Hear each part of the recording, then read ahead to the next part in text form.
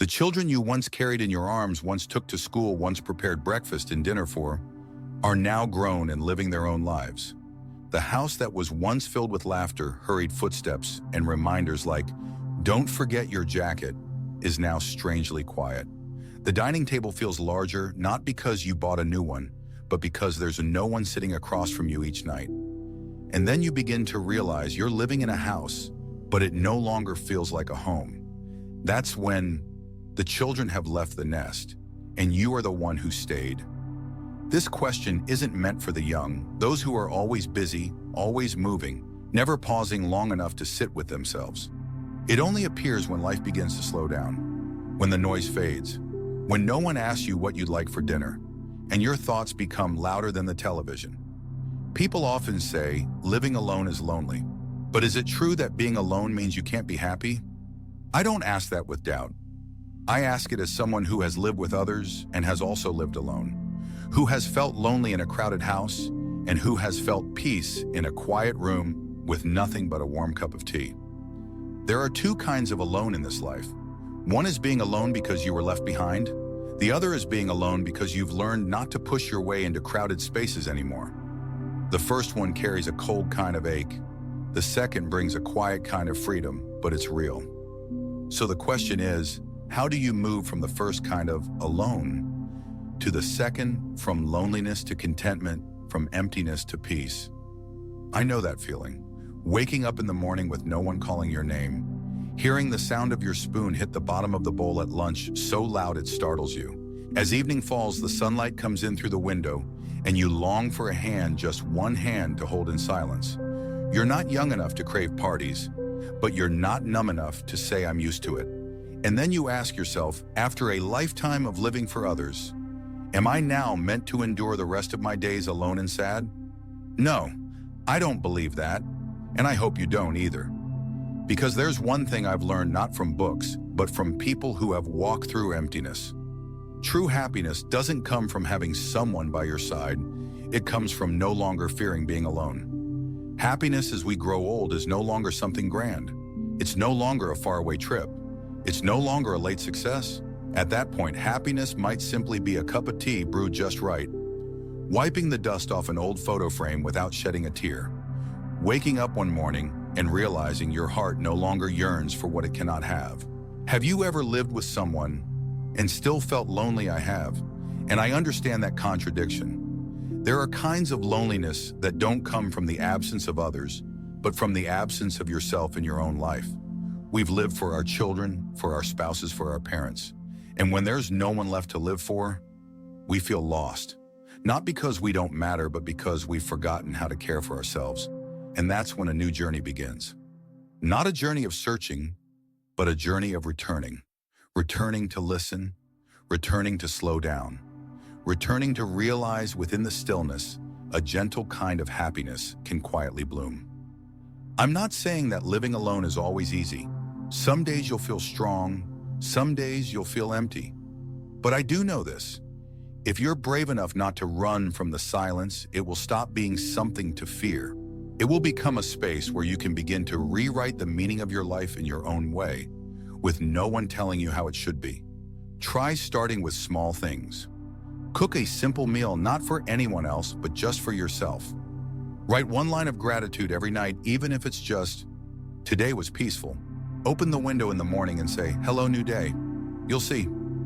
Happiness, when living alone, doesn't arrive like fireworks. It arrives like the late afternoon sun touching your hand gently.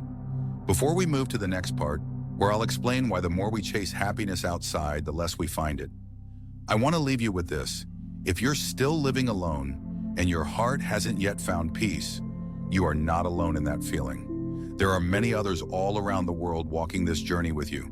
And if this video, this piece of writing, even just a single line touched you in some way, please let me know in the comment below. Because maybe what you write will be exactly what someone else needs to read on a quiet night. And if you'd like to keep walking together, click the subscribe button, not to follow shocking headlines, but to slow down together, to go deeper, and to live more gently in the quiet of our being. Before we continue, keep this in mind. At the end of this video, I'll share a small secret one that most people who live alone overlook. A simple change that has helped many move from feeling lost to living freely, peacefully, and truly happily. Don't miss it. You'll want to hear it, especially if you've ever felt like you were living inside a nameless emptiness. In the next part, you'll understand why the more people try to fill the void, the lonelier they feel, and what makes the difference between short-lived pleasure and true happiness when there's no one left by your side. Filling or embracing the emptiness. Why the more you try, the lonelier you feel. There are days when you leave the TV on all afternoon, not because you want to watch, but because you're afraid of the silence. You check your phone again and again, even though no one's messaging. You keep the radio playing at night, not because you want to listen, but because the sound of a room breathing on its own is too much to bear. Living alone isn't as frightening as the feeling that you're slowly becoming invisible. That's why we often try to fill the emptiness with sound, with movement, with familiar objects, just so we don't have to face what lies deepest inside. I'm alive, but I'm not sure if life still feels meaningful each day. Have you ever asked yourself, I still do everything. I go shopping, I cook, I clean, I'm still healthy, I don't depend on anyone. So why do I still feel like something is missing, something I can't name? The answer might be this: we're using the wrong things to fill a space that was never meant to be filled. The more you try to fill it, the deeper it becomes. Many people believe that loneliness comes from not having someone nearby. But in truth, the deepest loneliness often shows up when we've lost connection with ourselves. And we try to escape that feeling by eating too much, even when we're not hungry. Shopping for things we don't need. Scrolling endlessly on our phones, even though nothing new is there. Rewatching old shows, not because we enjoy them, but because we fear the silence between two heartbeats. All of these behaviors, seemingly harmless when repeated too often, leave us feeling more empty, not more whole. You can't fill a glass that has a hole in the bottom, and you can't fill an inner void with things that never truly reach the inside. Pleasure, happiness. This is where many people, even the young, often get it wrong. Pleasure is the temporary, feel-good moment. Enjoying a delicious meal, listening to music, buying something beautiful, and receiving a compliment. Happiness is deeper and longer lasting. A sense of peace, contentment, and inner freedom, even when no one else is around. Pleasure is like a flash of light, bright for a moment, then gone. Happiness is like early morning sunlight, not dazzling but warm, steady and gentle enough to soften an entire room. The mistake isn't yours, it's in how society taught you about happiness. Since you were young, you were told happiness means having a family, a home, a partner, children, a job, and joy. But no one taught you this: when those things are gone or not there every day, you can still be happy. They didn't teach you how to live alone. They only taught you how to endure it.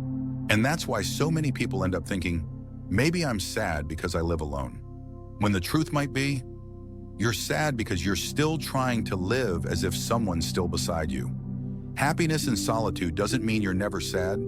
It means you can feel sadness without being swept away by it. Happiness while living alone doesn't mean you smile every day. It means you can cry without thinking you're weak. You can be quiet without feeling useless. You can be alone and still see that life has things to observe, to feel, and to cherish. What you truly need isn't to fill the void. What you need is to learn how to sit still without feeling empty. Because when you're no longer afraid of being alone, that's when you start noticing the tiniest things, the ones that are small but truly precious. The ticking of an old clock, the whistle of the kettle in the morning, the scent of tea you brewed just for yourself, the way afternoon sunlight filters through the curtains, and how today you pause to see it. Do you see it now? That's happiness. Small but real, slow but lasting. A truth few people talk about: seniors don't need to stay busy. They just need to feel that each day they still have the freedom to choose something, just for themselves. Before we move to the next part, ask yourself gently, am I truly living, or am I just filling each day with things that help me forget I'm living alone? If the answer makes you pause, that's not failure. That's the sign of a beginning. Hold on to that. Because in the next part, you'll learn how to recognize 3 small habits that may be unknowingly deepening your sense of loneliness, and how to gently replace them with choices that quietly but deeply restore your emotional connection. And don't forget, if you're walking this path, to click subscribe, not to follow yet another video, but to have a small corner just for you. A space where no one rushes you, where no one forces you to be cheerful, but where you're still deeply understood. Maybe you're nodding right now. Maybe you just went quiet for a moment when you realized you've tried to fill the emptiness with so many things, but still didn't feel warm again. And you weren't wrong to do that, because we always do the best we can with what we know at the time. But now you know that happiness doesn't come from adding more, but from lightening the load. So the next question is, where do we begin to make our hearts a little lighter each day? The answer doesn't lie in a lecture. It's not on a faraway trip. It lies in 3 very small things, small but powerful enough to change the quality of your days, even if you live alone. Maybe you're nodding. Maybe you just went quiet for a moment when you realized you've tried to fill the emptiness with so many things, but still didn't feel warm again. And you weren't wrong to do that, because we always do the best we can with what we know at the time. But now you know that happiness doesn't come from adding more, but from lightening the load. So the next question is, where do we begin to make our hearts a little lighter each day? The answer doesn't lie in a lecture. It's not on a faraway trip. It lies in 3 very small things, but they are enough to shift the way you feel one quiet day at a time. 3 small habits need to reopen the door to peace while living alone. Habit 1, acceptance, not to give up, but to ease your heart. Many people think acceptance means giving up or no longer trying. But that's not true. Acceptance doesn't make you weak. It simply stops you from hurting yourself. You once lived in a full house. You were used to a routine with voices calling your name, someone asking what you wanted to eat, someone coming home late, and you waiting with the light still on. That's not your life anymore. And sometimes you feel guilty for not being used to it yet. But the truth is, not being used to it is deeply human. You don't have to be strong all the time. You don't have to be okay right away. You just need to be honest enough to say, I'm learning how to live differently, and I'm giving myself a little time. Acceptance doesn't mean giving up hope. It means you accept that some people will not come back, some emptiness will never be filled, and some memories don't need to be forgotten for you to keep living. When you stop fighting reality, you make space for something else to enter peace. Acceptance is when you no longer brace against the wind, but start learning how to walk in it more slowly, but without losing your way. Suggested practice. In the morning, sit still for 5 minutes. No doing, no judging. Just breathe. When your heart feels heavy, don't rush to drown it in entertainment or food. Instead, name the emotion, I'm feeling sad, and that's not wrong. Write a simple sentence, I can't control everything, and that doesn't mean I'm failing. Habit 2, generosity, not to be thanked, but to remember you still have something to give. When living alone, the feeling of having no one to care for can make you feel extra unnecessary or without value. That feeling is not true, but it can feel very real. And to move beyond it, there's a quiet but powerful way to give. It doesn't have to be material, it doesn't have to be big. You can give a genuine compliment to someone kind you meet at the grocery store, a kind message to an old friend, a portion of food you made too much of left at the door of an older neighbor. Every time you give something, you affirm that you still matter, that you're still connected to this life. Generosity doesn't make you poor. On the contrary, it reminds you that your heart is still warm. One day when you cook lunch for yourself and think, I wish someone were here to share this with, try preparing a little extra and give it to someone else who also lives alone. No thank you needed, no follow-up. Just the quiet knowing that today someone else felt a little less lonely because of you. Suggested practice. Once a week, write a handwritten card and send it to a friend you haven't seen in a while. Sign up to volunteer at a local library, church, or food pantry. Each day, ask yourself, what's one small kind thing I can do today, even if no one knows I did it? Habit 3, forgiveness. Not because others deserve it, but because you deserve to be free. When you live alone, memories tend to come back clearer than ever. It could be an old conversation, a misunderstanding was never resolved, a loss that never found closure. You think you've forgotten, but sometimes you're still living with those things every day without naming them, and they quietly wear you down. Forgiveness isn't erasing what happened. Forgiveness is unlocking the door that's been keeping your heart locked up because you no longer want to live in that room. You don't forgive so that the other person can be at peace. You forgive so that you can be at peace. Many older adults think, at this point in life, what's left to forgive? But the truth is, There are things we've never truly forgiven ourselves for. A wrong decision, something we never got the chance to say, an action that looking back now, we wish we had done differently. You can't live peacefully if your heart is still bound by things you can no longer change.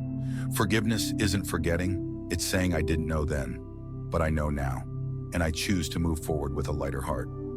Suggested practice. Write a letter that you never need to send to the person or yourself whom you haven't forgiven. Read aloud, I choose to stop carrying this with me from today. Create a small ritual, burn the letter, let the paper float in water, or simply fold it and place it somewhere you won't see every day. In the next part, we'll go deeper into something essential. How to realize that happiness is not something you must chase, but something you can live with even in silence, even in a room where you are the only one. Happiness isn't a destination. It's how you stay with yourself. I've lived through many seasons in life, and it wasn't until I lived alone that I finally understood.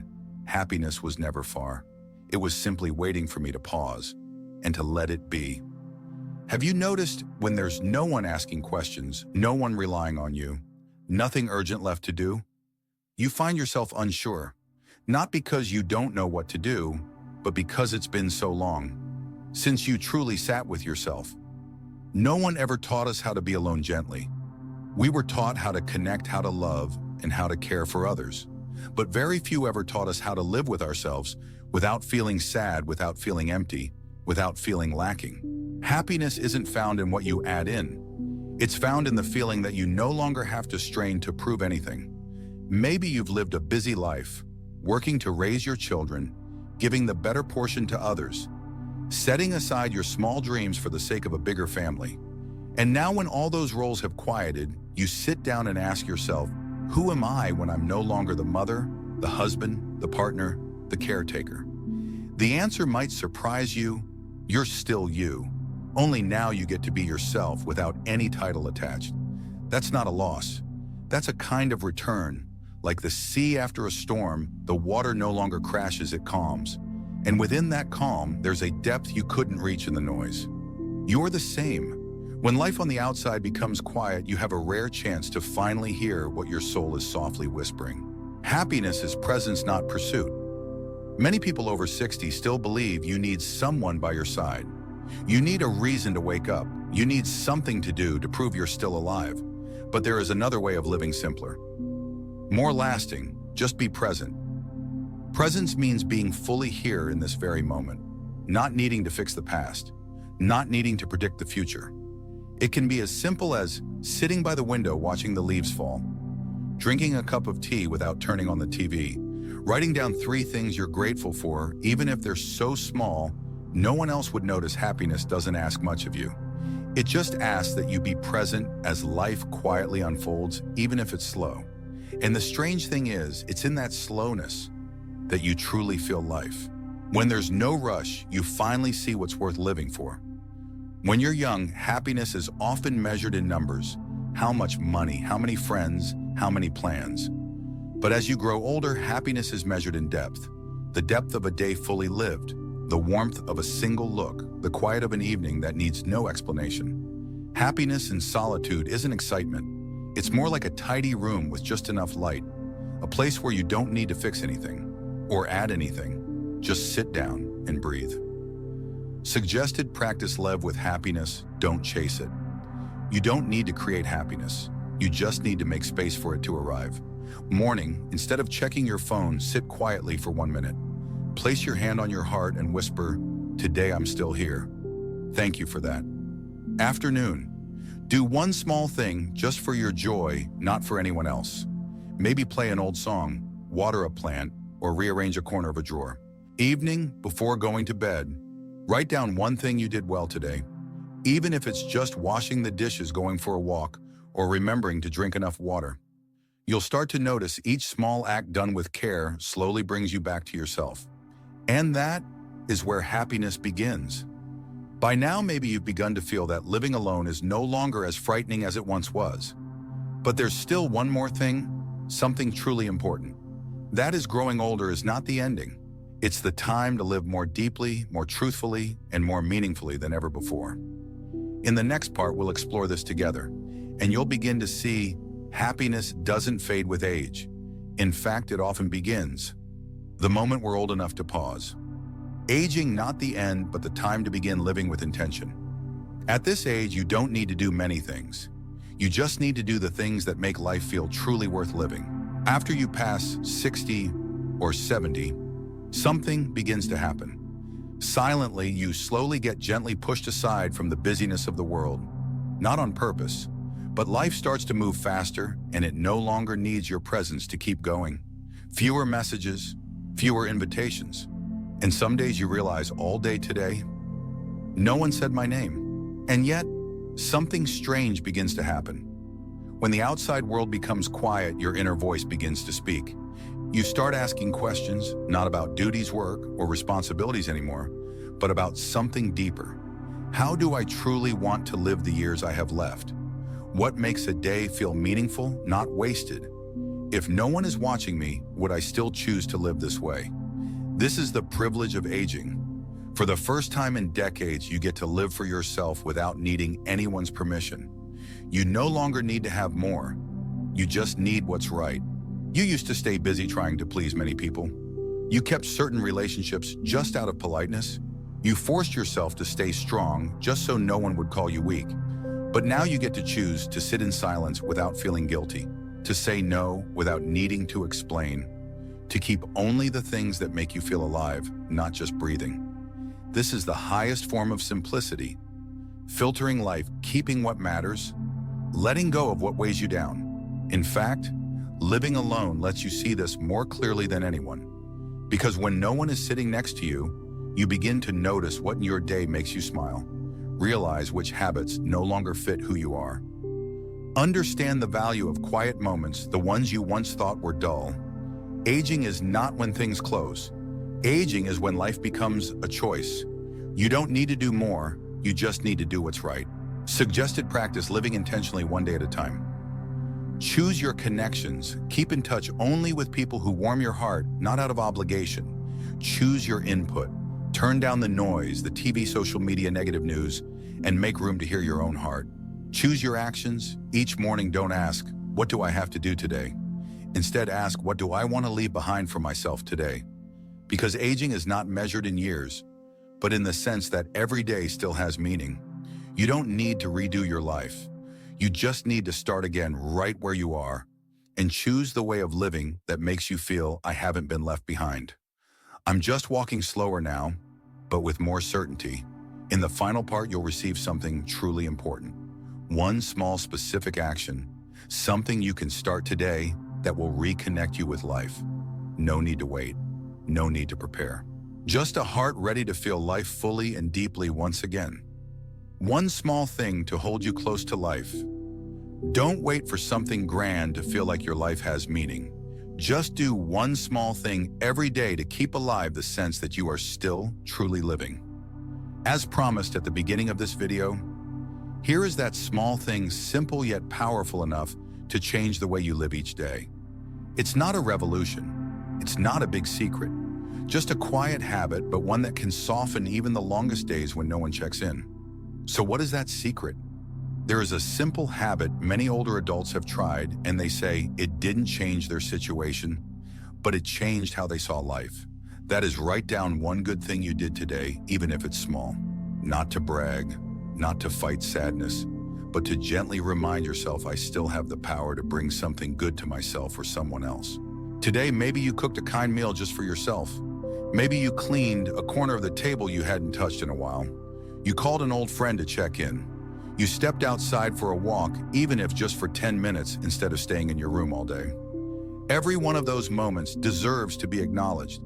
And if you write down just one line like that each day, then after a month, you'll have a notebook full of proof that I am living intentionally, gently, and with meaning. Why does this matter? Because when you live alone, it's easy to feel like no one sees you anymore. No one sees how hard you try. No one knows you pushed through your knee pain this morning. No one notices you still wash your dishes, fold your clothes neatly, or keep your home smelling fresh. But you know, and you deserve to be acknowledged by yourself. When you learn to recognize the good things you've done, you're also teaching yourself to rebuild the belief that you still matter. Happiness isn't loud. It doesn't need others to validate it. It only needs you to notice yourself in each small action, still living with a heart that can feel tenderness. Start today. On a piece of paper or in a small notebook, write, what did I do today that was good for me?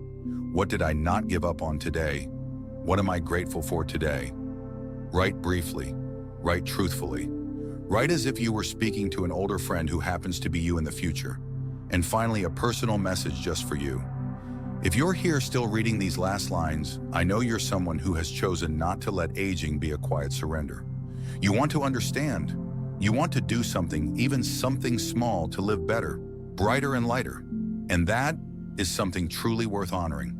If what you've read made you feel a little less alone, if you want to keep walking alongside others who are also on this quiet path, click subscribe, not for anyone else, just so that you always have a place, even if just through a screen, to gently remind you you were never truly alone.